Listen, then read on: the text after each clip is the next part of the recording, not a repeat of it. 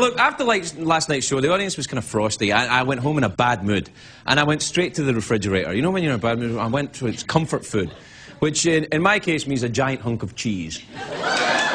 Cheese, yes, cheese! Cheese! Cheese! Take that, Al-Qaeda! Cheese!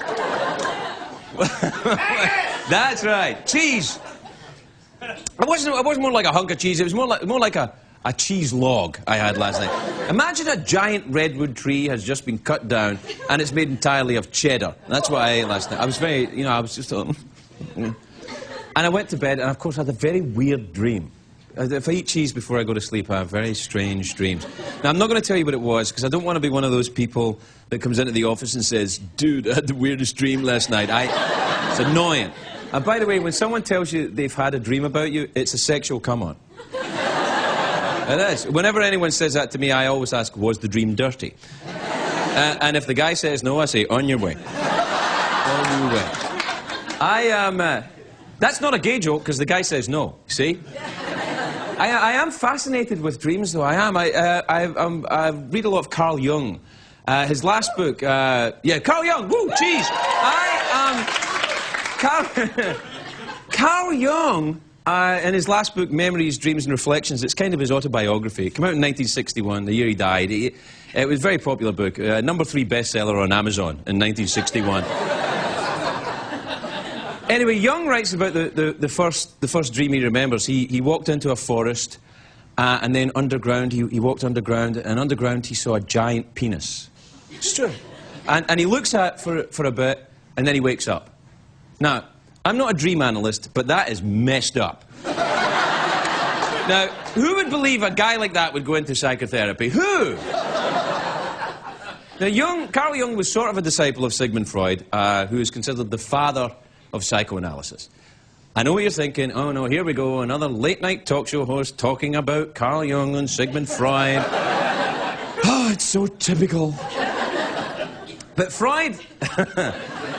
Maybe I should be doing airline peanuts. Freud, though, must have been important because he was important in psychiatry because Tom Cruise hates him. Hard to gauge what that was about. Yes for Sigmund Freud, no for Tom Cruise. What was going on there? I don't know. I don't know. Anyway, Jung and Freud were very popular in their day. They toured the United States, it's true. They did a big tour around here. They were like Simon and Garfunkel of their day, except, you know, they were both talented. And they... Oh, yeah, that's right, Art Garfunkel is great. Come on! It's time the truth was said. Where is he now, Art Garfunkel? He gets busted for pot once in 20 years, and that's his career. Anyway, Jung and Freud, they started off in the clubs, in the arenas, and then eventually Ozfest. And they argued a lot, Jung and Freud. They had a lot of, there was egos involved, super egos involved. Yes, that's a therapist joke. And Jung and Freud, they had a rift. It was a kind of teacher-pupil thing. Freud said that all neurosis was based on sexuality. And Jung said, no, it wasn't. In fact, he said, Sigmund, you're wrong, he said. Freud was basically a horn dog, and Jung wasn't.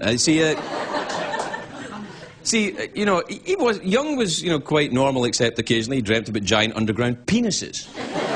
And who hasn't?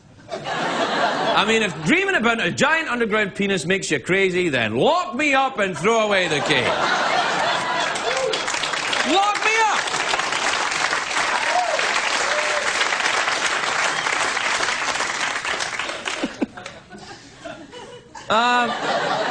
Jung and Freud, anyway, invented what's called the talking cure, which eventually led to psychoanalysis, which led to Dr. Phil.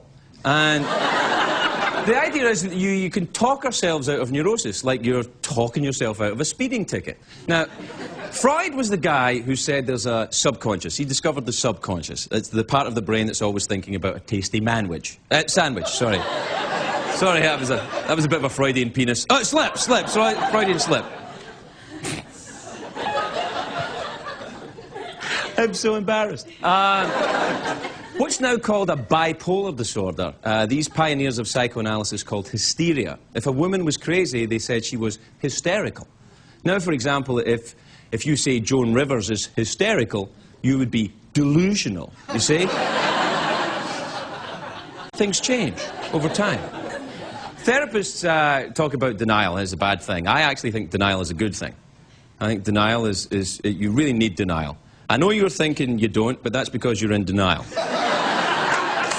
This is a true story. I once was going to a medical building. This is absolutely true. And I was stopped by a woman who said to me, "Excuse me, can you tell me where I can find a meeting for Codependents Anonymous?" And I said, "I could, but I think it's about time you found out for yourself." So.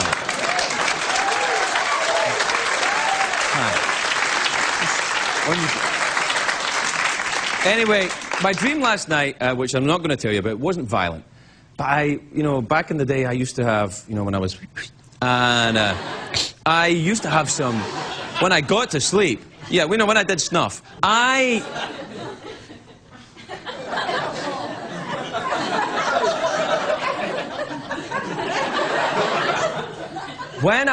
in the day, when I did dream, I had these horrible dreams, really intensely violent, surreal dreams, kind of like the paintings of Hieronymus Bosch. You know the 13th century Flemish painter? Yeah, of course you do.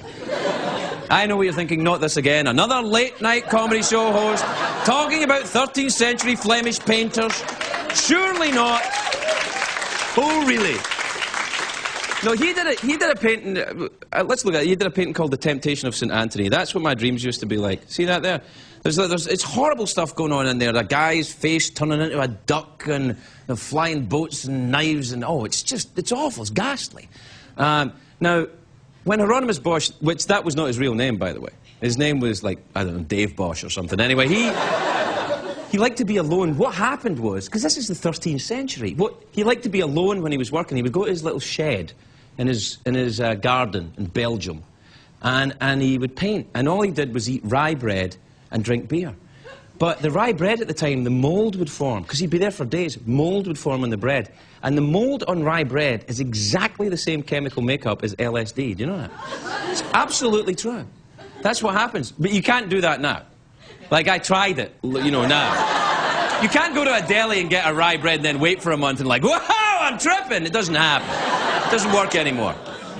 I did try it. It just made me violently ill. Do you ever have what they call the lucid dreams? Like, you're in a dream, but you kind of know that you're dreaming. And you realise that it's not quite right, but you know you're in a dream, but you still dream anyway. It's kind of weird, that, isn't it? It happened to me last night in the dream. All right, I'll tell you the dream. What was happening is I was playing poker with a giant sea creature. Like, I'm playing poker, and it was a giant squid. Giant 25-foot-high squid or something. I'm playing poker with it. And the squid said he had a royal flush. And that's when I realised I was dreaming, because that's never going to happen. Come on, the chances are astronomical.